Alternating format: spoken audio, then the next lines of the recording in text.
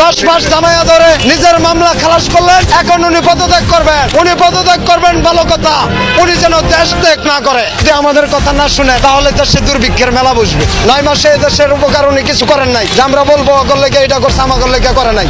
উনি কারোর লেগেই কিছু করে নাই, উনি খালি ওনার নিজের মামলাটি খালাস করছে। উনি 9 মাস পরে এসে বলছে পদত্যাগ করতে চাই।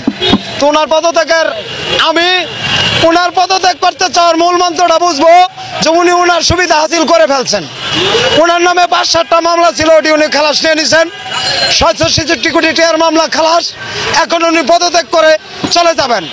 10 মাস জামায়া ধরে রাষ্ট্রীয় খাবার বুক করলেন, নিজের মামলা খালাস করলেন, এখন উনি পদত্যাগ করবেন। উনি পদত্যাগ করবেন ভালো কথা, উনি যেন দেশ ত্যাগ না করে।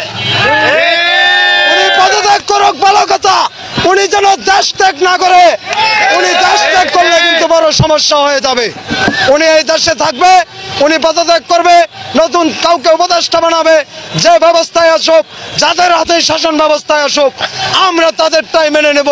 কিন্তু 43 বছরের হিসাব ছাড়া এই উপদেষ্টা যেন দেশ ত্যাগ না করে।